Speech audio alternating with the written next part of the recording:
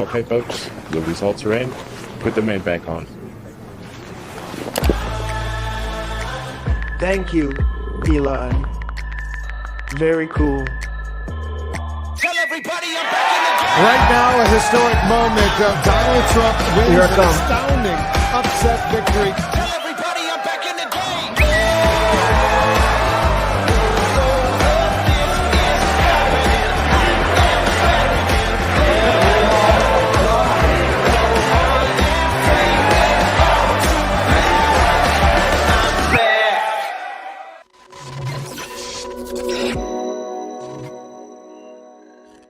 Ladies and gentlemen, welcome to our continued celebration of the return of fun to Twitter. The based god Elon Musk has reinstated some of our dearest friends, including some who were reinstated just hours ago. Joining us tonight will be Seth Dillon, the owner of the Babylon Bee, which you could potentially say was the domino that flipped the entire website of Twitter.com into the hands of the greatest, richest, and most successful African-American in human history, Elon Musk. You could also potentially say that the banning of ALX started a movement. Far before Donald Trump was banned, our boy ALX got the chopping block from the Marxists. Why did they do it? We'll never know. But we're going to find out tonight what it was like to be banned on Twitter and what it was like to come back to Twitter. How did Twitter communicate this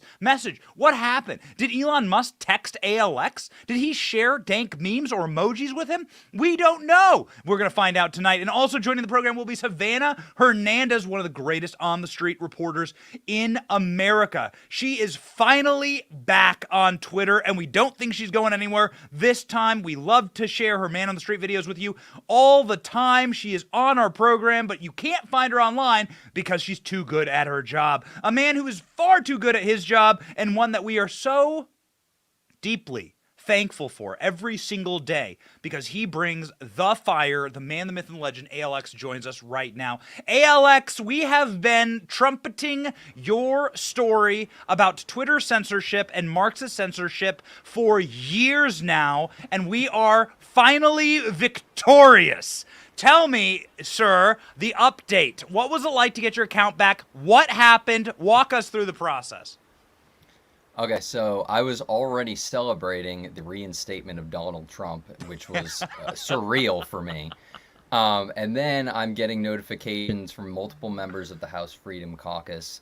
So it was Troy Nehls and Lauren Boebert. So they were all replying to Elon's tweet saying, hey, the people have spoken. I'm reinstating Trump. So right after it happened, I'm getting all of these notifications from texts and stuff saying, oh, we're tweeting at Elon to get you unsuspended. 20 minutes later, I'm getting phone calls, I'm getting other texts saying that my account had been unsuspended and try and log in. And that's what happened. I had just logged in and I could use it like I did 2 years ago before I was banned, and I was awestruck and I could not even believe that it was real. But yeah, it happened in less than an hour after Trump was reinstated. Okay, follow-up question. Were you even able to use your device? Did your phone melt down like molten lava? Yes, the second I logged in, my phone froze up. I was getting a lot of texts saying, say something, what's your first tweet? I know you'd asked me that before, I was thinking of that. And I was trying to send the tweet, it took me about 20 minutes to even send that tweet. But yeah, my phone was going off, phone calls, texts, FaceTimes, just the notifications from Twitter. Charlie Kirk tweeted right away. He's like, hey, ALX is back. You tweeted a video, an emergency press conference right away. So like the followers from your million account, from his million account, from all of these accounts just melting down my phone. And it was unusable for about 3 hours. My phone shut off and like it was a black screen and it was like the circle of death. And I'm like, oh my God, I cannot, I'm so overwhelmed and so is my phone. I think I tweeted something like along the lines of that. So it was definitely a night to remember. I think we have your first tweet here. Royce, this is the ALX complicated business tweet. I think we have, there we go. Sorry to keep you waiting, complicated business. The audience for this show is well familiar with your story, but perhaps you could just truncate it and rehash with us exactly what happened to you on Twitter.com, these Marxists. Yes, so about 2 years ago, before the 2020 election, I had posted a meme of Joe Biden.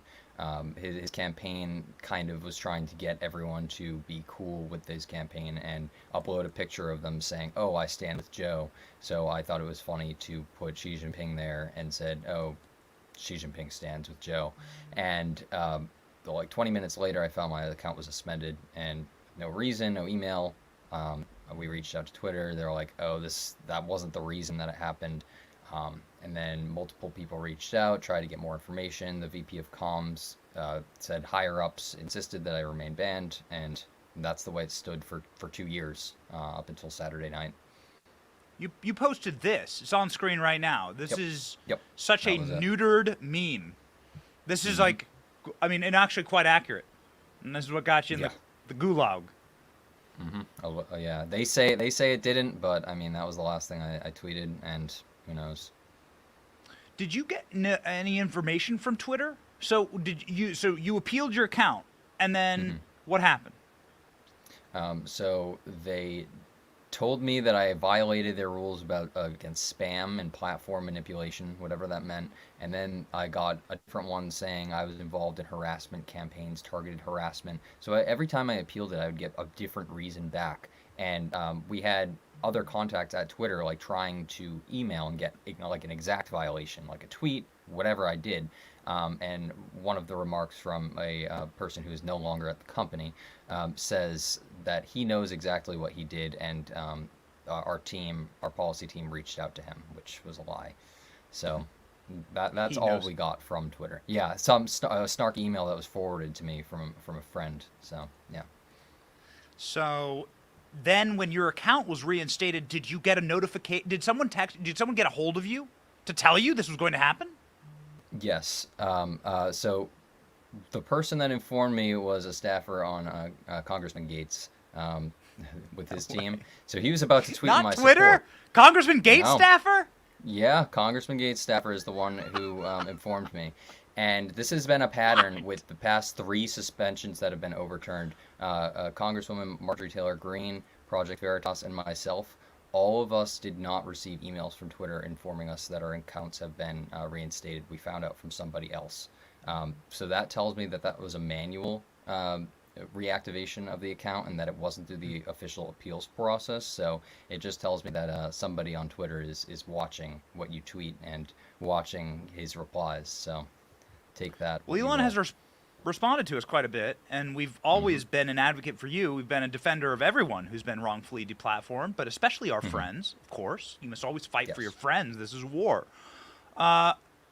Is it a point of pride? Will you want it engraved on your headstone that you were reinstated at the same time as Donald Trump? Yes, I already told you earlier. So there was a Gateway Pundit article that had that in the headline. I'm like, I might just frame that. But yes, I think this is kind of a rallying cry to get everyone else who had been like unjustly suspended. I've been informing people to tweet hashtag bring them back at Elon Musk with everyone's like ats that they want brought back. And I think that's the only way to rectify this whole situation is to bring everyone back who was wrongly suspended. Yes, it's true. And some of the people who were wrongly suspended, some of the catalysts for this incredible moment join us right now. Seth Dillon, the owner of the Babylon Bee, is with us, and Savannah Hernandez. I think we'll do all the 4 blocks here. There you go. Now it's a hangout. Okay, guys, thank you for being on the program. The world is watching, and they're so excited for all of you. And they're excited for this moment, especially because, well, Elon Musk essentially transmitted what he was going to do to Seth when you were interviewing him during your podcast. It's kind of like you could essentially say that the Babylon Bee saved Twitter.com. Am I wrong? If you're asking me a question, I'm hearing double audio right now, so I'm having a hard time hearing what you're asking. I might have to try to fix that before I chime in. Okay, so we can chat with Seth offline. Royce, how about we pop Seth off and get that fixed? It means you probably have a window open somewhere with the show on, and that's most likely what's happening. Savannah, you are the most recent welcomed back on Twitter. How did that go? Benny, it's been Third such time's an a charm? incredible day. Yes, I'm so excited. You know more than anyone that I have been banned, censored, and silenced for almost 3 years at this point. Me and ALX were censorship buddies. We were talking behind the scenes for the past couple of years, just patiently waiting to make our return. And when I tell you, it's such an incredible feeling to get my work back, Benny, to be able to get all of the reporting from 2020 and show the reality of what was happening in Washington, D.C. in 2020, in the lead up to 2021. I'm so just absolutely thrilled to see that Elon Musk has said exactly, done what he said he was going to do. I'm so excited. I can barely talk, Benny. You have one of the best accounts on Twitter. We always have you on the show. We always promote what you're doing. But the reason why they banned you was because you were good at what you did. You were better than anyone else. I think I'm not incorrect in saying that. Do you have any data that proves otherwise? I don't know, Benny. I will say is my work goes very viral. So I would say that people like to see what's happening on the streets, right? I don't even think it's me. I think that there are so seldom few journalists that are willing to go out and give a platform to the American people. And that's why that type of reporting is so popular. And again, I'm excited too, because on top of doing the man on the street reporting, I've started doing more investigative pieces when it comes to drugs, crime, and homelessness that have been plaguing specifically progressive cities here in the United States. So I am just so thrilled to be able to share my reporting with the masses. Again, it's been wildly popular in the past because the people want to know what's really going on. And Elon Musk, he had to spend $44 billion, just a very small change there for free speech on Twitter. But I'm excited to be back. It's truly incredible. The Babylon Bee trying to think of a $44 billion joke. Yeah, that's our challenge. I feel so inadequate, man. I feel like there's no way to thank Musk for what he's done here. How do you like express your gratitude and appreciation for somebody literally buying the platform to restore free speech and set you free? It's pretty surreal, this experience. But I think the bee in particular, it was just such an interesting case in this whole thing because it was a joke. It was just a joke, and we got locked out, and they were requiring us to delete it, and we refused, and it became this whole big story, this big thing. It's like the fact that that they're taking humor so seriously, that they're trying to suggest that it's hate speech, trying to couch it in those terms, was just so messed up. And that Musk took that seriously to the point where he wanted to get involved and do something about it and restore free speech on this platform. It's absolutely surreal that this all played out the way that it did. It really did seem as though Elon Musk, who loved your content in the beginning and always interacted with Babylon Bee articles, much to the shrieking of the left, did do this in order to white knight for you. It is wild because I've known you, Seth, for a long time, and this is an insane conversation to be having. Yeah, he did straight up buy Twitter. I've never claimed that he did it just for us. I think we were we're part of the equation. What was factored into the equation was you have all these voices. You have this great imbalance on Twitter. You have people on the left who have both a sword and a shield where they can attack you all that they want, but the minute you even so much as joke about them, you get banned. There's this great imbalance that was happening, and it was extremely, from us perspective, a danger to the democratic process of being able to actually debate ideas out in the open and disagree about things openly, challenge each other's ideas. That wasn't really possible anymore on Twitter. There's certain topics where you couldn't have that debate. And so I think the Bee was just one example, one of the more egregious examples of how ridiculous and how far gone this whole process has gotten. It was part of what factored into his equation for needing to do something to try to restore balance on this platform. So it wasn't just like, oh, the Babylon Bee got suspended, let me drop 44 billion real quick and fix this problem. It was, this is a big problem. The Babylon Bee is a symptom of a really big problem, and somebody needs to do something about it. I actually have the resources to do something about it, and maybe I'll have fun with it in the process. Elon Musk said this to you during your interview with him, and it was a very prescient sign of things to come. You're working on some of those problems, but the problem of wokeness specifically, you mentioned that's like a mind virus and it's destructive. And why do you think wokeness is so destructive? I'm interested in your opinions too. But, generally, I think we should be aiming for like a positive society, and, that it should be okay to be humorous. Like we should like wokeness basically wants to make comedy illegal, which is not cool. We've experienced a little bit of that. I mean, Chappelle, like what the Flower bed. I mean, try to shut down Chappelle? Come on, man. That's crazy. I mean, that's essentially how he's running Twitter now. Yeah. Well, one of his first tweets, I think it was on Friday. I don't know. It was a couple of weeks ago. Like maybe it was the day that he took over, or a few days after he took over. He said comedy is now legal on Twitter. It took a little while after he said that for us to get unlocked, but that's like one of the most liked tweets now in Twitter history. It's got millions of likes. People were happy to see that he was restoring humor to the platform, and he has a great sense of humor. He cracks jokes all the time. He posts memes all the time. He doesn't want people to be stifled in their ability to make fun of things. It's not hateful to bring a little humor to these issues. Yeah. I mean, his first day at Twitter, he brought in a sink and he said, "Let that sink in." Exactly. And that was our first tweet back. We said, "We're back. Let that sink in." I think we got that, dude. We got that right. There it is. Savannah, we thought long and hard about what our first tweet back was going to be, and he kind of gave us like a nice setup there. We were able to refer back to something that he had done, which is kind of a nod to him. But then also it was, kind of short and sweet, and we didn't want to try to overthink it and get too clever with it. All humor is based in reality. Savannah's reporting is very reality-based and brutal to see. I mean, there's one thing to make a joke about someone, and it's a totally different thing to just go train your cameras on drug users and homeless people and the horrors that leftists have brought to our major cities. And you got banned for doing that. You got banned for just reporting on reality. Is that correct, Savannah? Yeah, Benny. So, of course, I got banned for ban evasion despite having no prior suspensions, no other accounts. It was because Donald Trump retweeted my work. And back in 2020, I was highlighting what was really going on in the streets of America. Let's not forget the fiery but mostly peaceful protests that were happening per CNN. And it really was in 2020 when independent journalists, there was a majority of them that took off, and they really got their footing that year because they were out there on the street showing America what was happening, showing people the reality of what happened with Kyle Rittenhouse, right? If it wasn't for independent journalists utilizing Twitter, we would never have had the truth of that story, and he could very well be rotting in jail right now.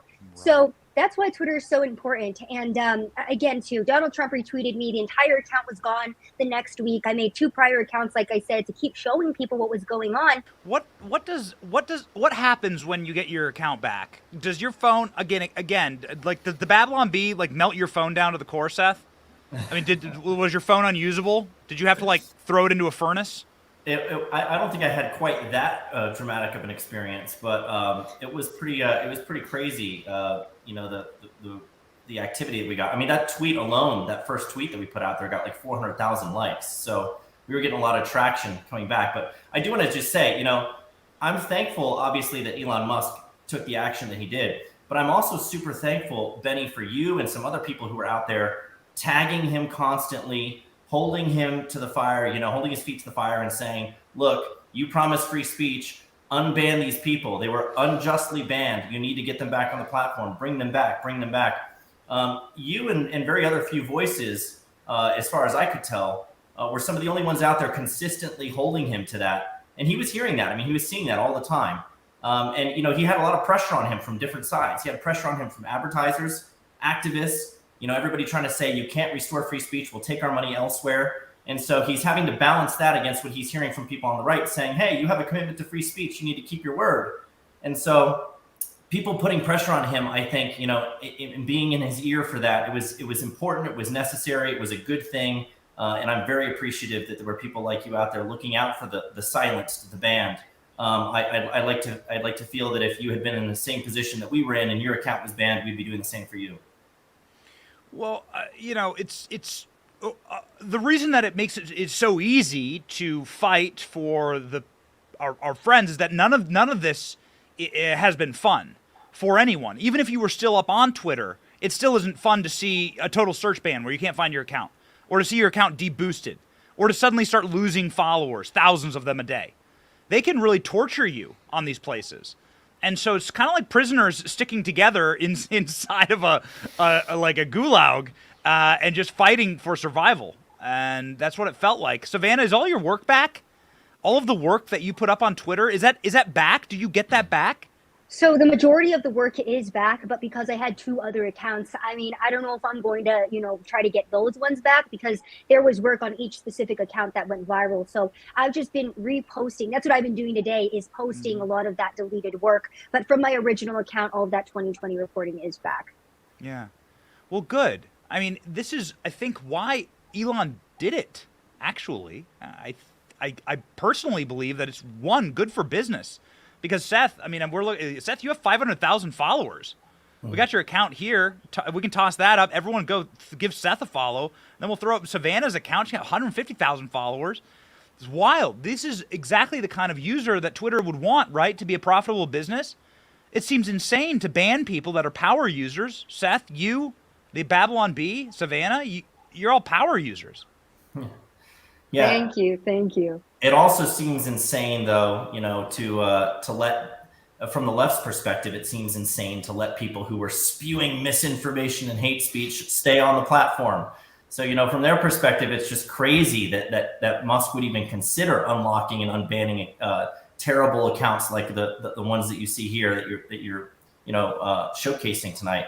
From their perspective, that's madness, and it's hard to see from the right's perspective, but they obviously feel like Musk was doing something that was really, really, really dangerous. And whether that's disingenuous or not, I think that most of the time this is feigned indignation. I don't think that they honestly think that these things are really threats. I think that they pretend to have a problem with hate speech. I think they just hate speech. They hate speech that goes against their values, that contradicts them, that holds their worldview to account. It's indefensible. It's impossible for them to articulate it and defend it with reason and arguments. And so they'd rather just silence people who oppose them. So I don't think that most of it comes from a place of good faith. I think it's the most important thing that anyone's ever done in social media history, what Elon's just done over the last 24 hours. I'm still in awe of it. I'm still trying to process all of it. Because essentially what he said was you don't get a chance to silence someone because you don't like them. Have you ever called for the left to be silent? Has anyone on this chat ever called for a leftist to be silenced? Like deplatformed? No. I mean, it's no. not. I've actually said when I've gotten like a lot of like death threats, or not necessarily, in some cases not death threats, but usually those people that death threats are illegal, but people who are like just verbally trashing you and saying terrible things about you, you can come back to them and say, hey, look, you have the right to say what you think. This is your opinion, but I have my opinion too. And I'm not trying to get you deplatformed. I think you should have your right to be here and say what you want to say, even if it's mean and even if it makes me feel bad. You have a right to say it. I think people on the right generally respect the right of other people to disagree with them. It's really the people on the left. And it goes back to what I was saying before. Their ideas are indefensible. They're hard to articulate. They're incoherent. They're insane. They're easy to mock. They look foolish when you mock them, and they can't stand that. And Benny, I would love to jump in here too. So I actually had a Daily Beast reporter that has been slandering me as a white supremacist neo-fascist for 3 years. I was able to respond today for the first time, and I don't think I've ever seen such a brutal ratio in my life. So he's had a good time slandering me, but guess what? Sav showed up and showed out. And that's why the leftists want us silenced, right? Because just like Seth just said, they have no coherent argument. And they know that any argument that they say does not stand. And when push comes to shove, if you go out on the street with a camera and a microphone, anyone can do this. And you show Americans what's really going on. That's what people are hungry for. And that's why we're all so popular here, because we're willing to tell the truth. We're willing to show Americans what is really going on, highlight the media and all of their lies. So, yeah, I'm happy that Stephen Monticelli is allowed to be on Twitter because I'm allowed to clap back now. Thank you, Elon Musk, for that. They can't tolerate a debate of ideas. It truly is like Stalinism. They have to lock you up. They have to use the power of the state to lock you up. How much of it do you think is because we do have more fun than them? He says Twitter is fun again. Elon Musk tweets this. Seth, you mentioned this. He says Twitter is fun again. Humor is now legal on Twitter. These people don't seem to have any joy in their lives. And I think it's a profound question as to why they're so miserable. But they are indeed miserable. I think we can all agree with that. And so when you meme them, when you ridicule them, when you make fun of them, that really does hurt their feelings. They don't think of a good punchline back. it hurts their feelings, and then they want to destroy you, use the state to silence you. How much of this is because they actually leftists truly live miserable lives? Well, I think some of it is that they live miserable lives. Maybe I don't know that I want to say that for everybody, but I think that a lot of it has to do with the fact that they've been trained to take themselves so seriously. Like we have this. There's this mentality that a good example is the misgendering or the pronouns thing. The fact that we've trained so many people, especially young people, to think of being misgendered as being this horrific crime against you. Violence. Violence. It's like these words are violence. Like even if it's just a joke, Dave Chappelle got attacked on stage. Other comedians have literally been physically attacked because they've made jokes that violated the safe space of the people in the audience. First of all, if you think you need a safe space, what are you doing going to a Dave Chappelle show? I don't know why you're doing that. But this idea that you need to have your feelings insulated, that you need to take yourself so seriously. And this is what humor is so important for in culture. Humor, the purpose of comedy, from my perspective personally, is that it helps us take ourselves less seriously. Yes. That's why comedy is so important. And so if you make all these rules that you can't make jokes because people's feelings need to be protected and everyone needs to take themselves so seriously, you basically outlaw comedy. That's exactly what Musk is talking about. Comedy has essentially been outlawed in our culture, and he wants to do what he can to restore it. And that's a noble thing. It's a good thing. If anyone on this chat was advising Donald Trump right now, would you say grab that glowing iPhone and tweet? Yeah, I would say, so he might be trying to, if he is intending to post on Twitter, he might be trying to make 2 news cycles out of it. First is him being reinstated. He'll wait a week. If he intends to post on the platform, the next news cycle will be his first tweet. So there's 2 news cycles he gets out of this. But he should just post screenshots of his Truth Social things, similar to what he does with his Save America PAC, press release things. Post on Truth Social, post the screenshot, and post the link to his post. That way he's plugging his own platform, and always post on his own platform first. But if he is intending to post on Twitter, I think that's what he might be up to, trying to drag 2 news cycles out of it, if I know what Trump would like. Have you seen the memes? Do you have any of the memes that Musk has posted, kind of goad Trump into tweeting? They've been so up? Yeah. And Benny, I apologize. I do have to jump. I apologize for being brief. But thank you so much for having me on. And yes, please do show those Elon memes because they've been incredible. Savannah, absolutely. Let me toss up your account one more time. Everyone go follow Savannah Hernandez. Thank you. She is spectacular, and she deserves your follow. She is one of the best reporters on planet Earth, I would argue. Thank you, Savannah. Thank you, Benny. And again, thank you so much for going to bat for me and for highlighting my work over these past couple of years. I really, truly cannot express how grateful I am. Thank you, guys. Great talking to you. I'll see you guys later. We got you. See ya. Hey, guys. So, yeah, I mean, I didn't want this conversation to go all night. I just wanted to sort of celebrate this moment. Elon Musk, I think we do actually have the Elon Musk meme here. Maybe we could just end with this. Like, Seth, you know Elon Musk. Like, this is wild to people that he's actually going through and doing it. And you know him better than anyone on this chat. I mean, he presumably corresponds with you. You've sat in a room with him. You've interviewed him for over an hour. What can you give us some insight into the man and what he may do next? I don't know what he's going to do next. That's the challenge that I have with him is, trying to predict what he's going to do. He's pretty unpredictable. And this is one of the things that I think is really entertaining and fun about what he's doing with Twitter is he's just trying stuff. He even said that he's going to do some dumb things over the course of the next couple of months, and they're going to get rolled back. He's going to roll things out. He's going to roll back. He's just going to experiment and play around. He's having fun with it. And I think that's genuinely him. He sees this as an opportunity to not just have a big impact on our culture, our society, bringing humor back, bringing speech back, but also an opportunity to have a lot of fun. Like Twitter's never been more fun than it is right now. And the usage has never been higher than it is right now. And he's just thriving off of that. He loves it. You can tell he's having the time of his life because he's leaning into it. He's making jokes like the one you were just displaying, kind of like messing with Trump and trying to act like Trump is, just chomping at the bit to try to get back onto Twitter, like he's addicted to it. He's having fun with all this. And that's the biggest thing I can tell you about Musk's personality is, as ambitious as he is, as brilliant as he is, He's like a really cool kind of fun guy that just likes to have a good time and get a laugh out of things and not take himself too seriously, which I think is super healthy. Yeah. I think the pretentiousness and the arrogance of the left will be their downfall. It often is, and the Bible says so.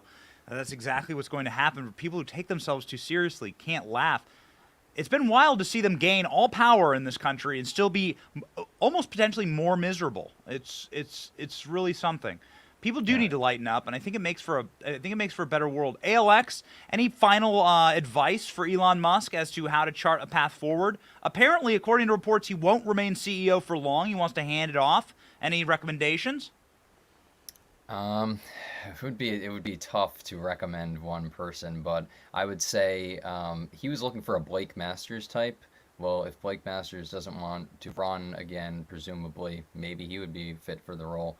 But I would just say anyone that has the same kind of philosophy. And I'll just say, too, that people were going to say, oh, this free speech is going to drive people away. It's going to be divisive.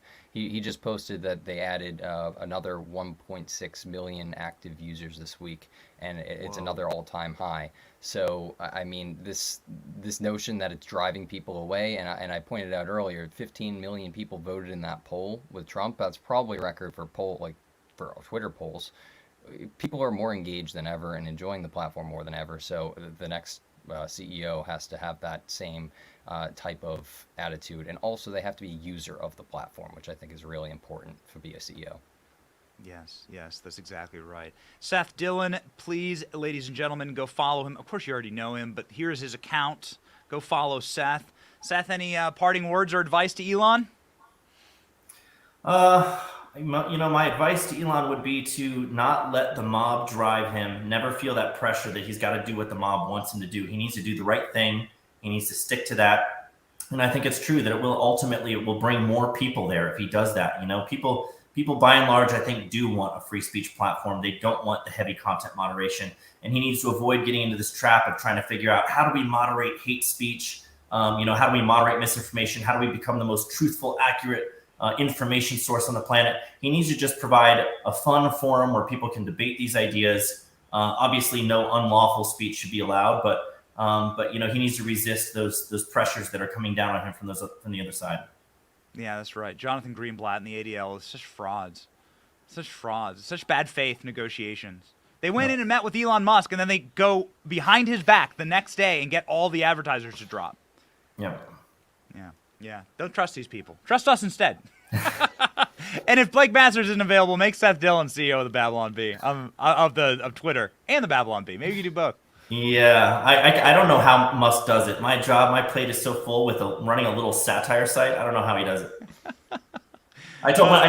When I was interviewing him, he said, he was talking about all these things, how he's put record numbers of satellites into the atmosphere and all this stuff, and boring tunnels and doing all these things, Neuralink, Starlink, and I was like, well, we publish 6 to 8 satire articles a day. That's what we do. And you saved Twitter, Seth. You saved Twitter, which is the most valuable contribution, I think. I mean, ALX is sitting here, I'm sitting here, the world is sitting here saying thank you. A couple of libs are sobbing with their dinner for one and their cats right now in single-bedroom apartments. But never censor yourself, never bend the knee. That's right. Godspeed. What great words and wisdom to live by. Thank you, Seth. Thank you. All right, ladies and gentlemen, we are ending tonight on a happy note, on a joyous note, and on a triumphant note. We want to state unequivocally that we are thrilled to be back. It does feel like, boys, we are back. Feels like right now, in this moment, there is winning for the side of truth and the side of free speech and the side of American principles. We don't ask for any special favors. We just want everyone to have the same thing. We're the ones who are in favor of equality. All men are created equal, and all tweets are created equal. And for that, we thank Elon Musk. We say, God bless you, sir. Please, ladies and gentlemen, have a wonderful evening. This has been our special little unbanned performance here with Seth Dillon of the Babylon Bee, legendary ALX. and Savannah Hernandez. Go follow them all on Twitter. Have a wonderful evening. See you in the morning.